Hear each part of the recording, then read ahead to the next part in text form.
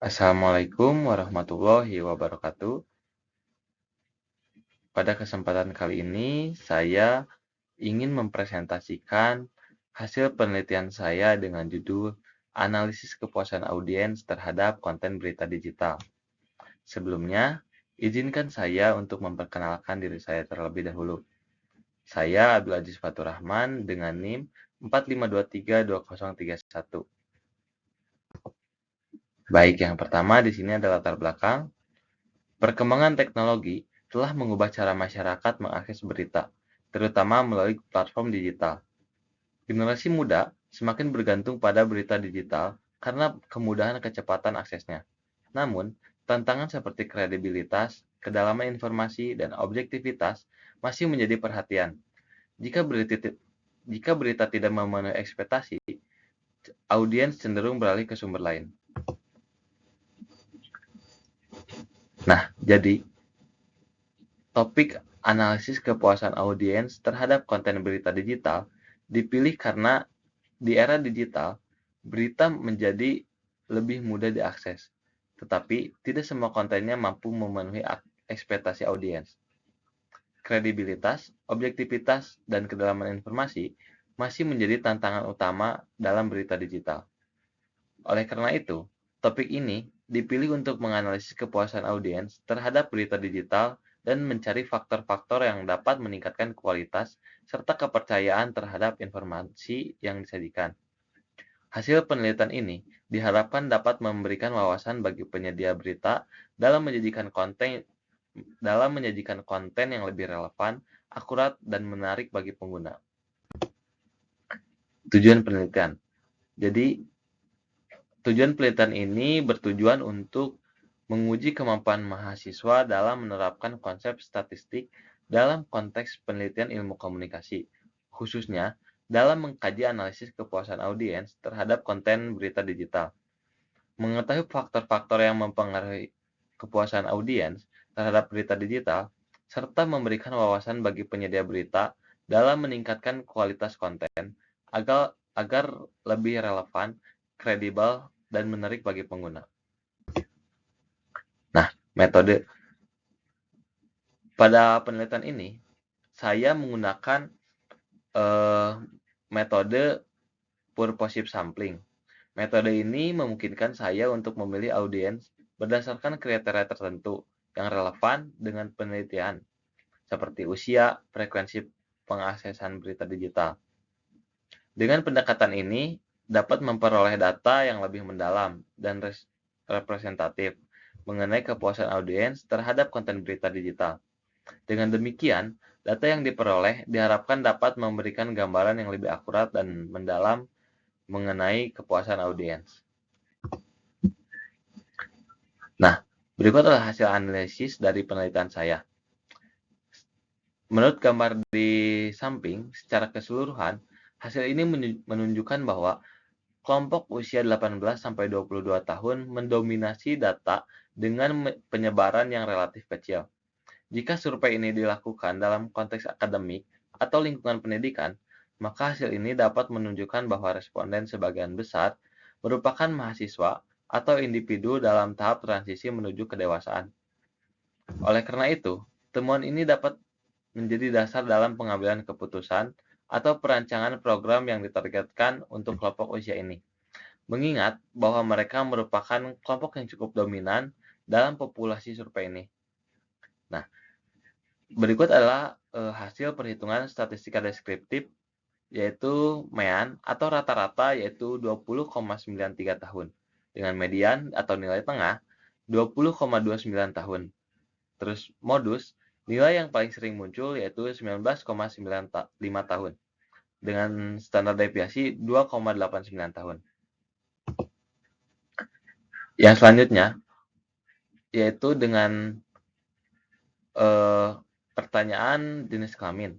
Untuk proporsi responden berdasarkan jenis kelamin ini, menunjukkan bahwa mayoritas peserta survei ini adalah laki-laki, dengan persentase sebesar 70%, sementara itu responden perempuan mencakup 30%.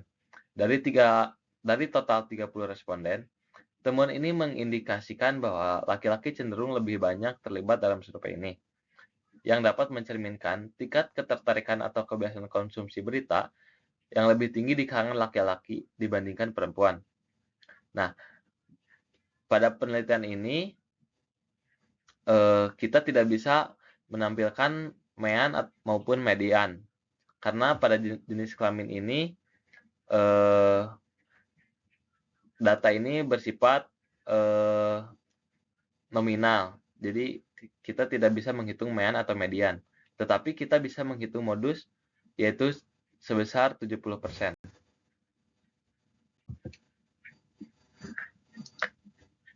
Nah, yang selanjutnya ada seberapa sering Anda mengakses berita digital. Berdasarkan perhitungan statistik, mayoritas responden memiliki kebiasaan rutin dalam mengakses berita digital, dengan sebagian besar mengaksesnya setiap hari. Variasi dalam pola akses berita relatif kecil menunjukkan bahwa konsumsi berita digital sudah menjadi bagian dari kehidupan sehari-hari bagi kebanyakan orang. Nah, menurut perhitungan statistika, kita mendapatkan mean atau rata-rata dengan 5,17 kali per minggu dengan median 7 dan modus 7. Lalu standar deviasinya itu 2,34 kali per minggu. Pada selanjutnya, mayoritas responden mengakses berita digital melalui media sosial dengan sedikit variasi dalam kebiasaan mereka. Hal ini menegaskan bahwa platform berita digital harus mengoptimalkan distribusi konten mereka di media sosial agar tetap relevan dan menjangkau lebih banyak audiens. Kita mendapatkan perhitungan mean dengan 2,7 mendekati media sosial, dengan median 3 media sosial, dengan modus 3 media sosial, dengan standar deviasinya yaitu 0,59. Nah, pada gambar di samping, secara keseluruhan, berita digital yang disajikan cukup relevan bagi kebanyakan pengguna, dengan mayoritas responden menilai berita sebagai relevan. Hal ini menunjukkan bahwa platform berita digital telah mampu menyesuaikan kontennya dengan preferensi pengguna. Meskipun masih ada peluang untuk meningkatkan dalam aspek personalisasi berita, kita bisa menghitung mean 3,4 netral sampai relevan, dengan median 4 relevan, dengan modus 4 relevan, dan standar deviasi 0,8. Nah, pada pertanyaan selanjutnya, bagaimana Anda menilai kualitas informasi yang disediakan dalam berita digital? Nah, secara keseluruhan, kualitas informasi dalam berita digital dinilai cukup baik, tetapi belum optimal. Hal ini menunjukkan bahwa meskipun informasi yang tersedia di media digital masih dapat diterima, ada ruang untuk perbaikan, terutama dalam meningkatkan keakuratan, kredibilitas, dan penyajian berita agar dapat mencapai kategori baik atau bahkan sangat baik dalam persepsi masyarakat.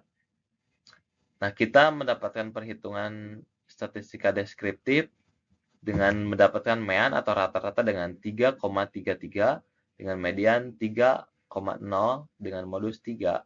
Kategori cukup baik karena memiliki frekuensi terbanyak dan mendapatkan standar deviasi 0,71. Nah, pada survei ini kita dapat menyimpulkan bahwa banyak responden merasa berita digital yang mereka akses tidak sepenuhnya objektif.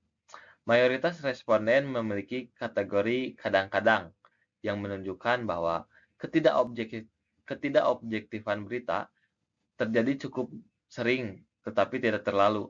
Namun, ada juga responden yang memiliki kategori sering dan sangat sering, mengindikasikan bahwa bagi sebagian orang, keberpihakan dalam berita digital adalah masalah yang cukup signifikan.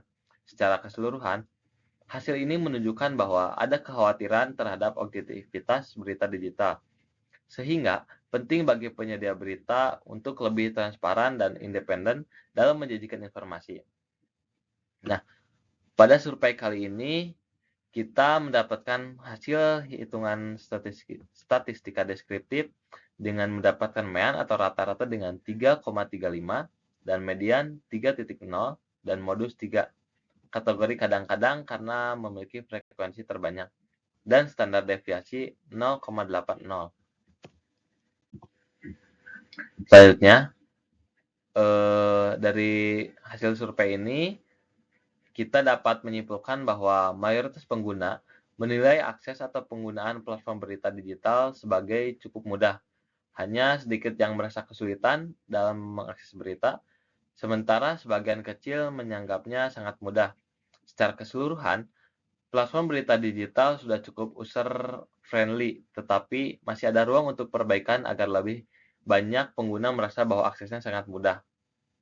Menurut perhitungan dari diagram di samping, mean atau rata-rata kita mendapatkan 3,4 dan median 3,0, modus 3, dan standar deviasi 0,86. Nah, menurut gambar di samping, kita memperhitungkan ini, kita dapat menyimpulkan bahwa mayoritas pengguna menilai kedalaman informasi dalam berita digital cukup memadai. Hanya sedikit yang merasa bahwa informasi yang disajikan tidak memadai atau sangat dalam.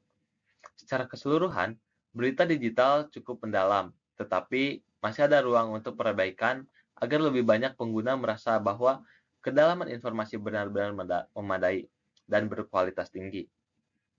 Nah, menurut perhitungan, kita mendapatkan mean atau rata-rata dengan 3,37, dengan median 3,0, modus 3, dan standar deviasi 0,76. Pada selanjutnya, menurut gambar diagram di samping, kita dapat menyimpulkan bahwa sebagian besar orang masih menggunakan kombinasi antara berita digital dan media konvensional untuk mendapatkan informasi terbaru.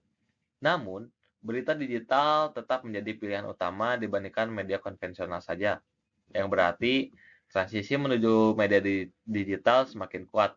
Akan tetapi, media konvensional masih memiliki peran penting bagi sebagian orang. Nah, pada perhitungan ini, kita mendapatkan mean atau rata-rata dengan 2,1 dan median 2,5. Modus kita mendapatkan 3 dan standar deviasi kita mendapatkan 1,03. Nah, pada pertanyaan ini kita dapat menyimpulkan bahwa masalah utama dalam berita digital yang membuat responden tidak puas adalah kurangnya kedalaman berita dan berita yang tidak dipercaya. Meskipun faktor lain seperti terlalu banyak iklan dan pengalaman pengguna yang juga berpengaruh, namun faktor utama yang perlu diperbaiki adalah kualitas informasi yang lebih mendalam dan meningkatkan kredibilitas berita digital.